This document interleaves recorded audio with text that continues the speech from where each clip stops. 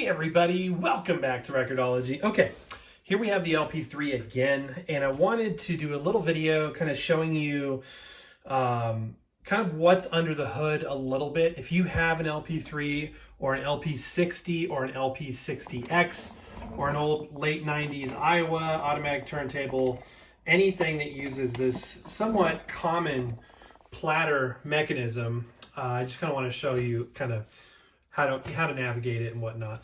So let's start with the platter mat. In my case, I'm using this acrylic platter mat. And, some of you may say, well, what really is a platter mat? Is it just something to look cool? Does it have a function? Yes to both. So on one hand, it's, decorative. I have the white one on purpose because it matches the white. I have acrylic because I like the acrylic material. And we've done videos before about platter mat materials, cork, rubber, leather, felt, you name it. It's kind of a matter of preference. They do have very minimal audio properties, but you may be saying, well, what's a smooth plastic platter mat? How's it going to grip the record? Well, in most cases, it does just fine. It all works through the process of adhesion, which is basically putting pressure on something and dragging it. It's the exact same principle that allows railroad wheels to grip with hard, smooth, metallic wheels against hard, smooth metallic rails. So here we go. This is the platter mechanism. Now, again, this is a common mechanism to quite a few different turntables, most notably the LP3 and the LP60 series. So if you have a platter that looks like this, this should be somewhat helpful. But in addition to that, there's some common functionality here that you might want to be aware of. And, ever wonder what the holes are for, that kind of stuff. We're going to kind of talk through that. So the holes on this platter mechanism do two specific things. They give you access to things you need access to, and they allow you to properly lift and remove the turntable, or the platter. So this piece right here, what's under the platter mat, is called the platter. It's basically a dish that supports the platter mat that supports the record. It should rotate evenly and smoothly. And the reason why it's good for these to be made out of metal is that things that are in motion tend to stay in motion. So a heavier metallic platter is going to have a tendency to stay moving, whereas a lightweight plastic platter, such as those on a suitcase player, an all-in-one, are so lightweight that they're very much going to reflect and parrot back any variations and fluctuations that the electric motor may make. So an electric motor is going, especially inexpensive ones, are going to have variations in speed. They're not going to be completely smooth. They're going to shake a little bit. They're going to have little fluctuations and vibrations and things. And if you have a cheap plastic platter, those vibrations and those inconsistencies are reflected in the platter, which is then reflected in sound. It's something we hear as wow and flutter, sort of a warbly sound. So the best turntables have heavier platters for this reason. It's the same thing on a cassette tape mechanism, why the flywheel that drives the capstan is a big, heavy piece of metal, because it's, like I said, things in motion tend to stay in motion. So having that heavier platter, it prevents those little minute differences from being translated from the motor to the platter. And in the case of a belt drive turntable, a lot of those issues and inconsistencies are absorbed into the rubber material of the belt itself. So let's look in this window down here. This is the reason why there's a little opening here and another one on the other side is for a couple of reasons. You see this surface right here? That forms sort of another platter edge that goes all the way around in a circle. That's called a subplatter. So the belt itself and this unit is hidden from view from the outer platter and instead works the inner platter. So this gear ratio, the motor speed, all that stuff is a mathematical equation related to the diameter, circumference of the inner platter on this particular turntable. Now, this motor has three little mount points, those little screws. You can see a couple of them pretty clearly, and sort of this brass-colored pulley. But this is literally where the motor pulls and it makes speed adjustments to that rubber belt that is then translated to the platter, in this case, the sub-platter. A lot of people have been asking me about direct drive versus belt drive lately. I think we've done dedicated shows about this, but really quickly, a direct drive motor is where the spindle, this piece, is in direct contact with the motor itself. The platter is the motor. And what's the benefit of that is those motors rotate at 33 RPM or 45 RPM. Whereas this motor is probably rotating at 170-ish RPM. So it's a lot faster and there's more opportunity for those vibrations. And then the translation of this speed via gear ratio to the platter speed of 33 or 45.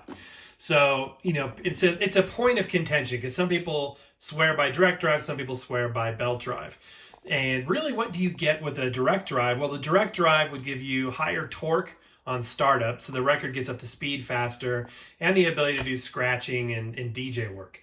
That's really it. Some people say that the direct drive motors, like the LP120, for example, or Crosley C200, both hand-pin turntables, will have some platter rumble or motor rumble because of that. However, the later models, they seem to have fixed that. Certainly on the LP120X series, there's no more motor rumble. And folks on the belt drive side of the camp will say that belt drive is the best because it separates the motor from the platter. And the reason why that's important is the platter is going to be in contact with the stylus, which is what you hear. So in theory, the motor issues like we talked about earlier, the motor vibrations and whatnot will, you know, be lost in translation via the rubber belt and absorbed that way rather than communicated directly via gear to the platter and then heard. So it's definitely, there's points to both sides, yada, yada, yada. I personally I've experienced both turntables. I don't hear any difference on the level of speaker. I'm listening to $250 speakers.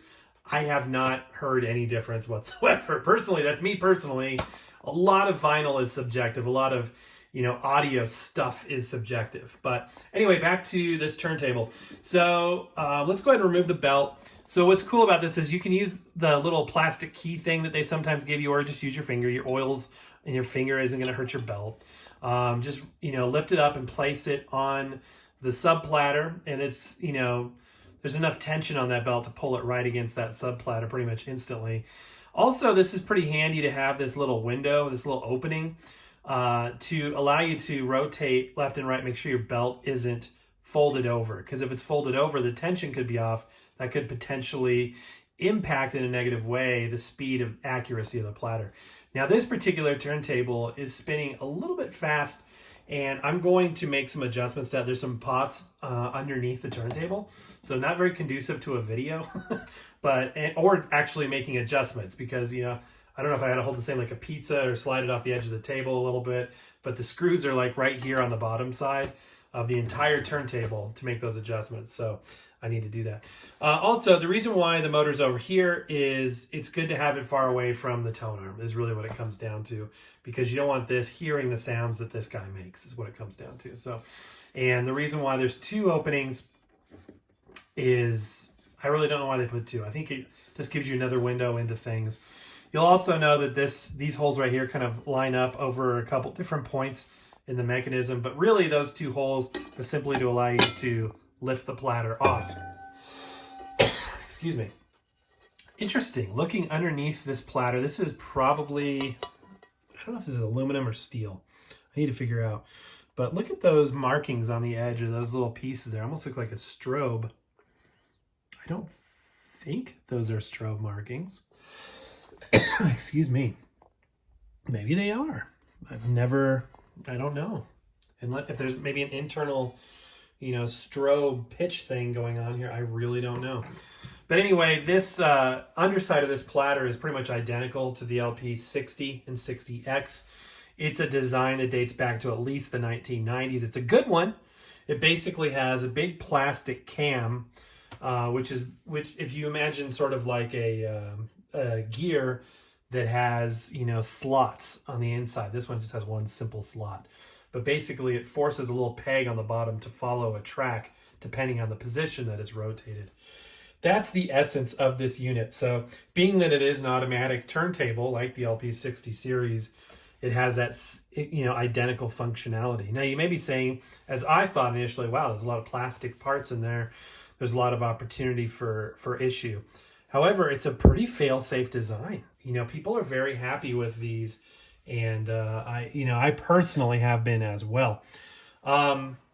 VOS Live did a video where you can manually reset this. If you need to reset it to a stop position or whatnot, you can take this screw out and make a couple adjustments. So I would recommend checking out that video. But that's really all there is to the underside. I'm really interested in not dumping the camera onto the turntable. I'm really interested, though, in any sort of equipment that would be involved in this unit to allow it to calibrate its speed. That's rubber.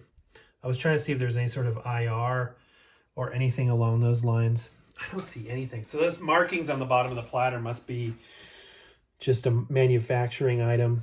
I don't know. It looks like there might be something over here.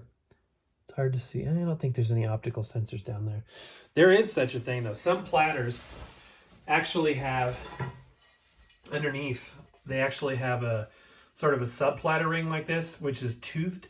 It's like little jagged edges, and it allows an optical eye. You'll see like this little plastic thing sticking up at some point where the toothed edge, and we've seen this in some of the platters or some of the equipment we reviewed, but allows that toothed edge to go between the two plastic pieces, and it's able with an IR light to understand its speed, to understand how fast it's going, and to make adjustments, which is really cool. Surprising technology we've seen on entry-level equipment.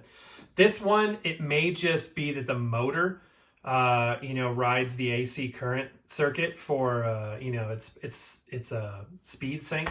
I'm not 100% sure, but I thought that was kind of interesting how it had these, sort of dimples that kind of are spaced tighter on the inside and wider on the outside edge, or vice versa.